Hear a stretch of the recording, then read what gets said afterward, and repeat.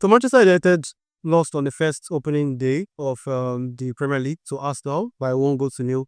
But there's been some form of improvement from the way they played last season. We just have that feeling that Ruben Amorim is beginning to instill his tactics in the boys after not having enough preseason last year. Now for Mikel Arteta and his Arsenal side, he seems to have started getting figured out with Bukayo Saka and Matt Odegaard as well as the wise on this side. And you could see yesterday with the way Brian Memo was getting fed with the knock of ball and leaving him one-on-one with Ricardo Calafari on the left-hand side. So how was all of this achieved? Now for Arsenal, if you watch them perfectly over the last couple of years, last 5 years under Mikel Arteta, so for every time he gets, if you want to show that for Arsenal, all you have to do is double down on Bukayo Saka, Martin Odegaard, as well as BLY. And this was something that Ruben Amorim did perfectly yesterday by starting with Luke Shaw as well as Patrick Dogan. These are traditionally two left backs, and if they are on the defending side, they defend as 5-man in the defense, which also isolates Bukayo Saka and anything that they can, Martin Odegaard does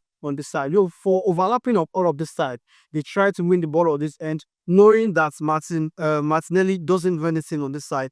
All of the ball goes to Bukayo Saka on this end and everything that they do. When they win the ball, the first form of action, knowing that all of the attack of Arsenal happens on the right-hand side, they switch the ball straight to Brian Mbeumo, who is one of the most 1v1 monsters in the Premier League. And this is why he was able to be one-on-one with Ricardo Calafari, getting the better of this man every time. And even when Miles Kelly came into the fold, he was still able to get the better of him. And maybe there was a little bit of connection in here. They could have gotten the goal against Arsenal. The perfect thing will be able to get Eze, Rodrigo, Leao, or somebody that does something very tangible 1v1 on the left-hand side. Because for every time Bukayo Saka drags 2 men off to his side, it frees up Martinelli or whosoever will be on the left-hand side here. But over the years, over the last 3 seasons, Martinelli has not been able to do what you expect him to do. Now with the introduction of his striker, Vitor Gyökeres also has a little bit of presence. Fine, he's still struggling in the game,